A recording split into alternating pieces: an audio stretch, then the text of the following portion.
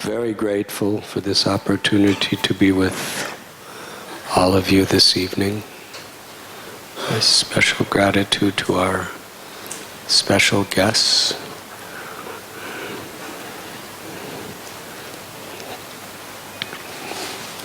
The topic is nature. Should we love it or should we fear it? And His Grace Sri Radheshyam Prabhu has just given us a comprehensive, insightful, and very realized explanation of how we could see the world through the eyes of the scriptures and the enlightened beings.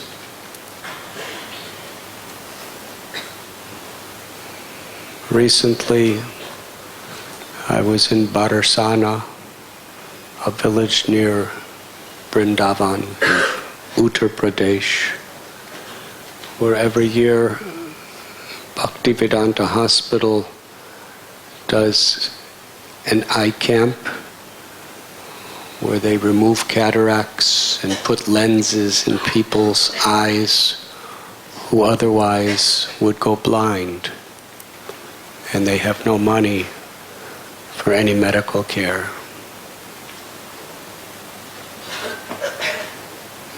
When you have a cataract,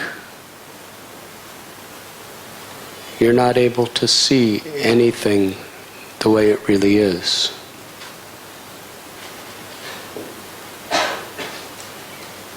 The lens of knowledge, wisdom, enables us to actually see things according to the perspective of real truth. The cataract that is covering the vision of people in this world is avidya, ignorance, which is primarily influenced by ahankar, or the false ego. As long as we have a misconception of who we are, we cannot understand our relationship with each other, with God, with the world, or with nature. We chant this verse, Om Agyantimidandasya Gyananjana Chalakaya Chakshurun Militam Yena Tasmai Sri Gurave Namah. These days, especially if you go into the West, one of the most popular words is guru. There are fitness gurus, and there are stock market gurus, and there are plumber gurus. Anybody who teaches anything is considered a guru, and that's the word they use. It's interesting how a very sacred Sanskrit word comes into the modern world in such ways. But actually a guru is one who restores our original sight by removing the cataract of ignorance from our eyes so we can see things in truth. Who really am I? And what is my relationship with nature? Should we love it or should we fear it? On one hand, the most beautiful things in the world are being provided by nature, and on the other hand, the greatest catastrophes of this world come about by nature. It's like this beautiful garland has lotus flowers on it. So beautiful. And a nice sunny day, people go to scenic places on holidays where there's beautiful beaches or trees, forests. Radheshyam Prabhu was talking about the corporate headquarters of many companies, and I've seen all around the world, they usually have beautiful gardens around them. So that, because it's beautiful.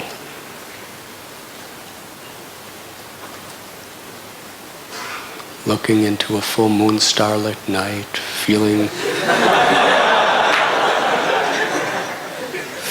a very nice ocean breeze, hearing the sweet singing of nightingales and cuckoos. It's very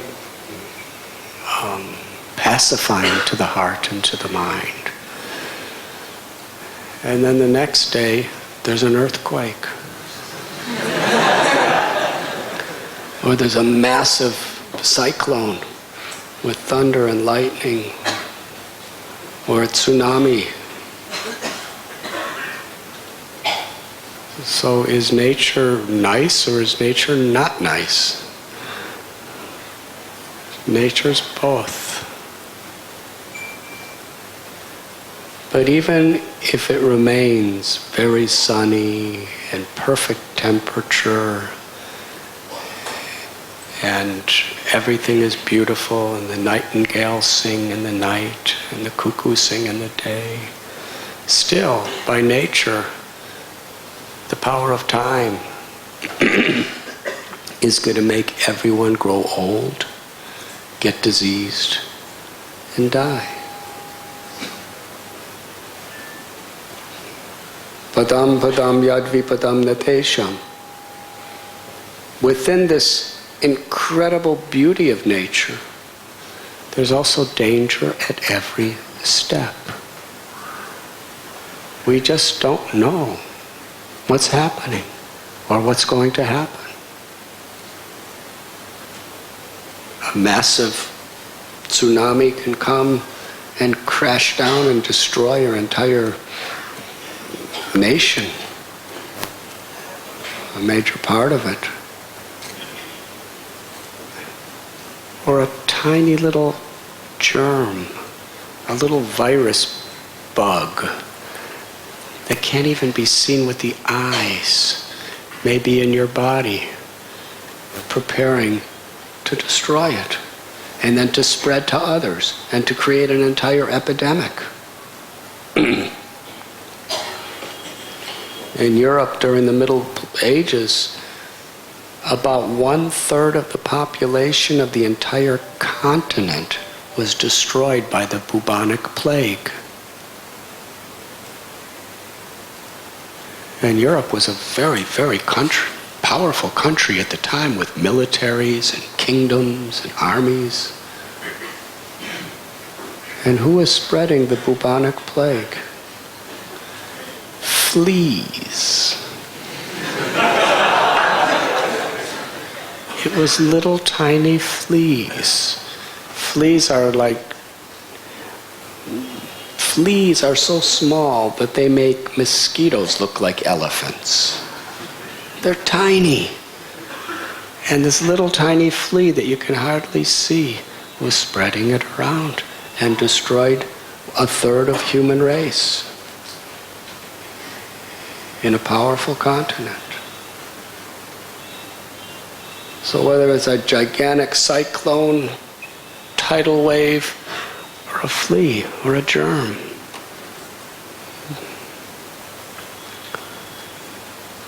there's always dangers in this world. And ultimately, time is invisible. You can't see it, you can't touch it, taste it, smell it, hear it. But it's so powerful that the most powerful militaries cannot stop it for a moment. You can't bribe it. You can't seduce it with beauty. You can't philosophically defeat it. Never stops. And with each moment, it's in the process of making the highest Himalayas into powder, drying the oceans, burning out the sun and every star in the sky and destroying the earth. That's the power of time. Krishna says in Bhagavad Gita, time I am. Mayadhyakshena prakriti suyate sacharacharam. Krishna says, ultimately this entire nature is working under my control. It's the most beautiful thing if we see it through the eyes of love. We understand it. Not only what we see, but why. This is what the Bhagavad Gita and the great saints teach us. Not only how material nature works, but why it works the way it does.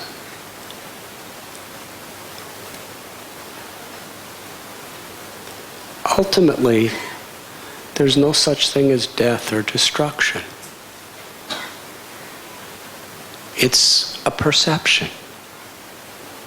Na jayate mriyate va kadachin nayam bhutva bhavata va na bhuya. That the soul, the Atma, the life force in everyone, the flea or me,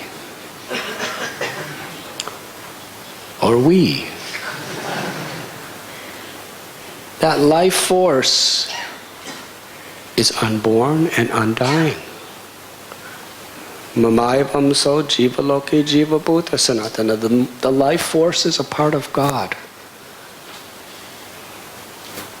Like a spark from the sun, qualitatively of the same spiritual, eternal substance as Krishna. That's who we are. Just a small part.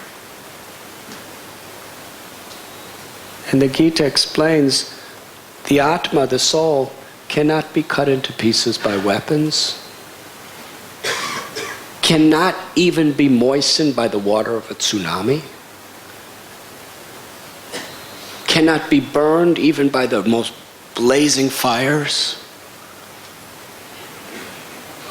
Nahanyate hanyamane sarire.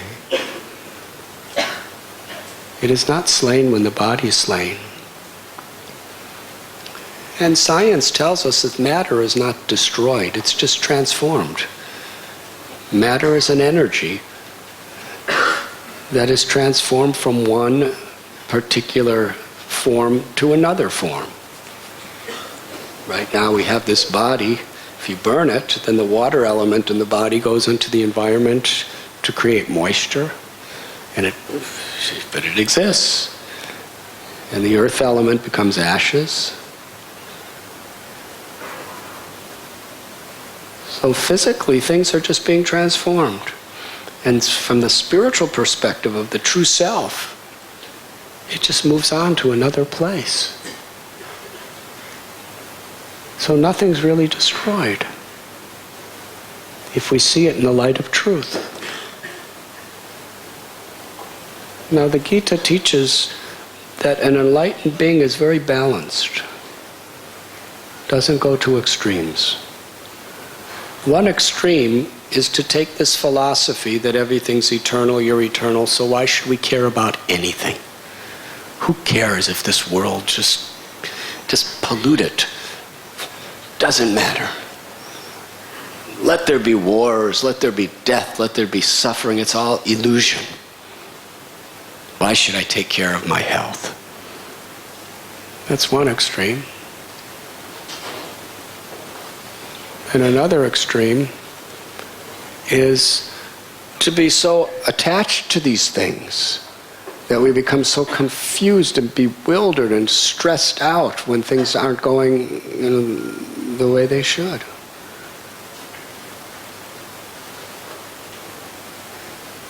And when somebody dies, we become so depressed and alone. But the balance that the Gita teaches is paradukha dukhi.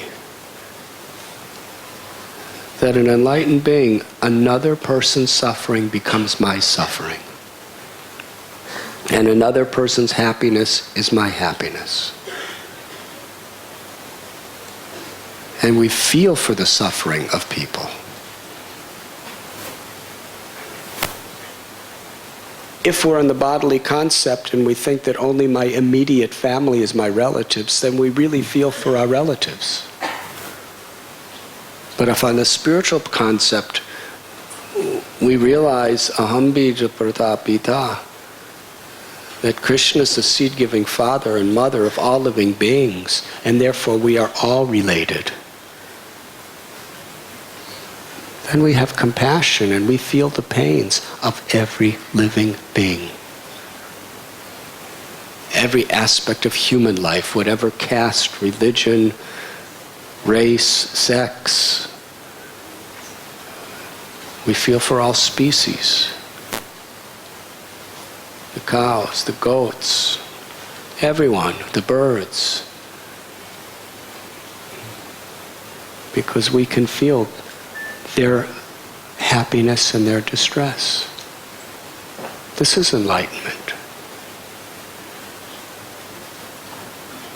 So when there is a great tragedy, like what has happened in Japan, and similar things happening all over the world, may be caused by a tsunami, may be caused by earthquakes, may be caused by drought, may be caused by cruel humans with great political powers, may be caused by diseases like AIDS epidemics or hepatitis epidemics or cancer. Whatever it may be, the devotee feels. But a devotee understands that every living being is an eternal soul. And even if none of these things happen, if things go right, time is going to kill everyone.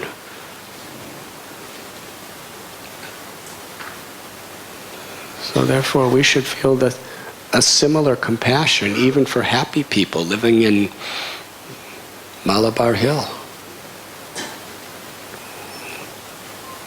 Altamont Road, Chowpatty Beach.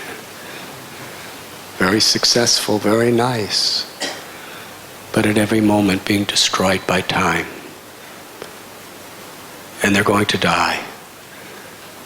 And their children and their parents and everyone are going to die. What about them?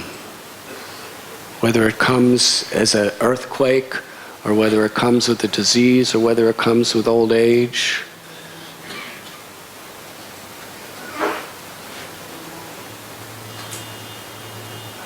we want to help people to understand that they're beyond birth and they're beyond death. We want people to understand the real joy of the heart, the joy of loving God and loving every living being in that love for God and sharing that joy with everyone, anywhere.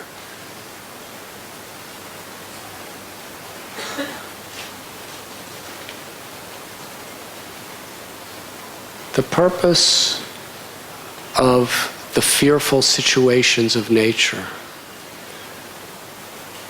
is meant to be an impetus to love nature.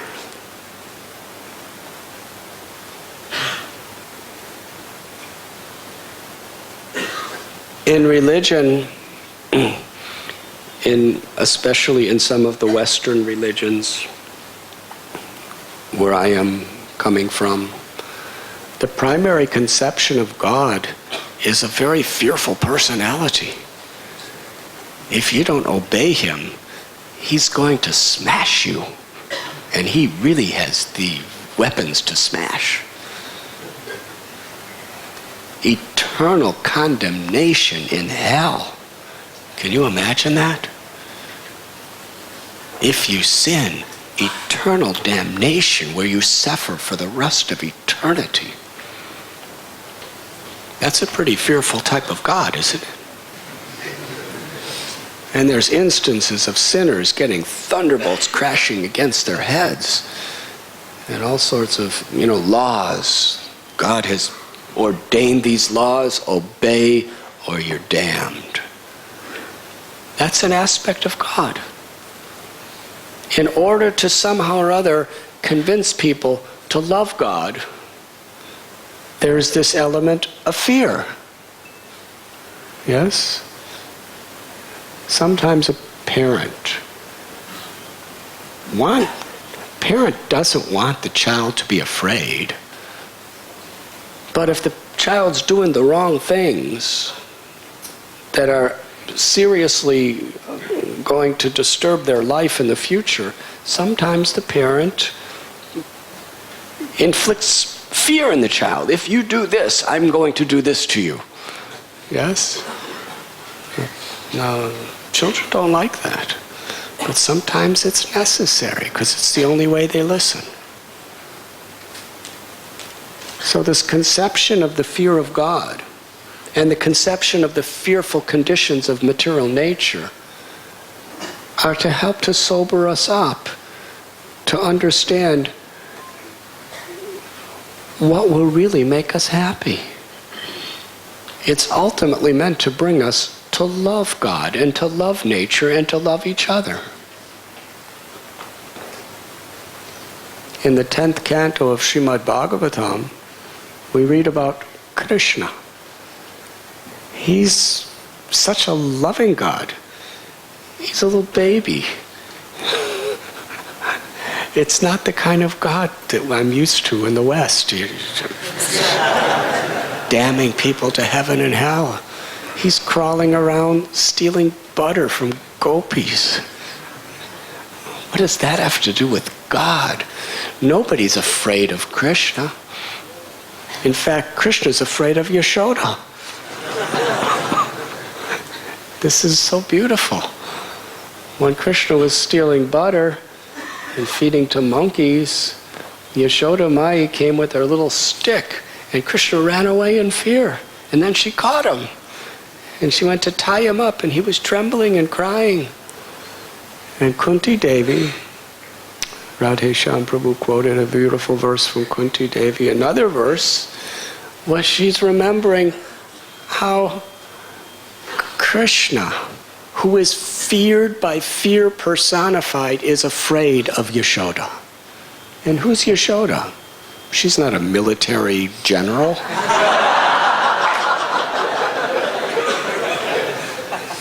She's a very simple, delicate mother. A gopi.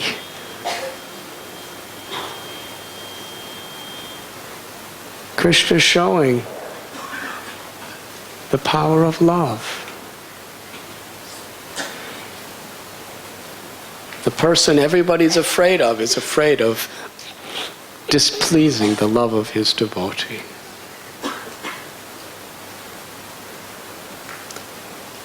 So to the degree we actually awaken our love for Krishna and understand the beauty of Krishna, the charm of Krishna, the grace of Krishna, and the love that Krishna has for us,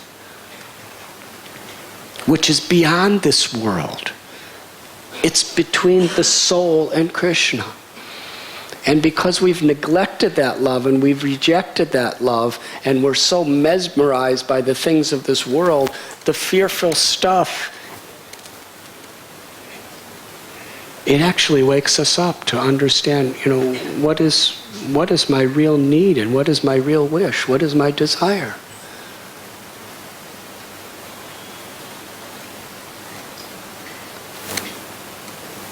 When Srila Prabhupada, our Gurudev, was in Calcutta, and it was the Japanese that was bombing Calcutta. They were dropping bombs on Calcutta to take over India.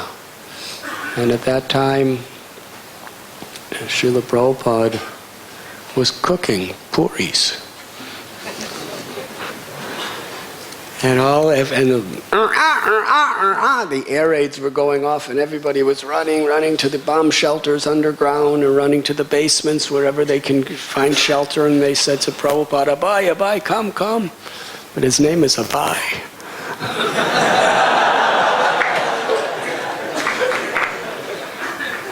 So he was Abhay. Means fearless. He said, let the bombs come. Krishna's waiting for me to offer him my puris. And he told us he was thinking when he was hearing, he was thinking, Krishna has come in the form of these bombs. Let me offer him puris. Bhajahure manasri nandana abhaya charanaravindarei. Fear is the most prominent human quality. It's either behind the scenes or very much in front, motivating people in so many ways. So much of industry, so much of economy, so much is based on fear. And the more you have, the more you have to fear losing.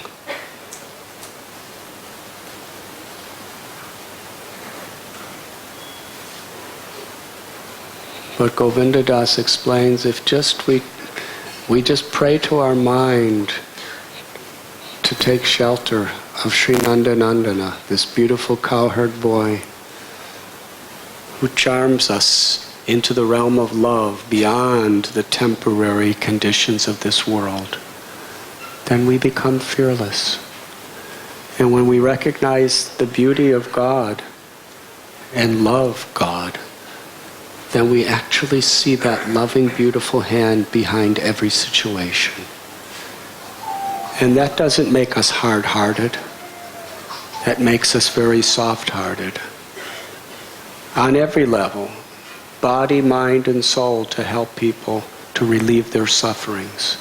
But it equips us to serve people to the highest, most comprehensive way. Not only to resolve the suffering of the physical and mental state, but to help people to resolve suffering forever. Because it's devotees' duty to help people on every level when they're suffering. They help them physically by helping them with their broken bones, by giving, there was disease spreading, by giving proper medications, by helping to rebuild their homes. They helped them emotionally, because emotionally the suffering was terrible. People had lost their mothers, their fathers, their children, their husbands, their wives, their property, their wealth, their everything. By encouraging them, by appreciating them. And ultimately, what the people appreciated the most was the spiritual care they were given. Because it actually empowered them, not only in this situation, but forevermore, to see through the lens of truth. That the soul is eternal and nothing can destroy it. And while we're compassionate to the soul suffering due to the body and to the mind, we simultaneously want to liberate the soul.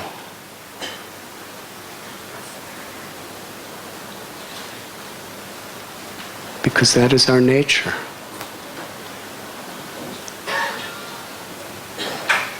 Our nature is eternal, full of knowledge and full of bliss.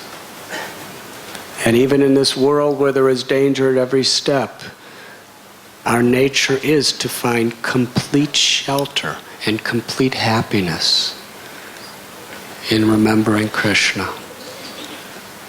And in this age of Kali Yuga, Krishna has made himself so available to everyone and anyone, whoever we are, at any occasion, by chanting the holy name.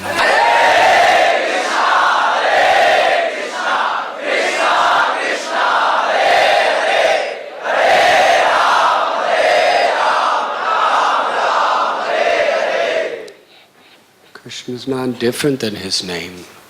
appeared to give us complete shelter and love in His name. So should we fear nature or should we love nature? If we love God, we will love nature. And we will understand that even the fear will be incentive to help us to love. And even the fear will be an incentive to help us to be instruments to help others to love. Thank you very much.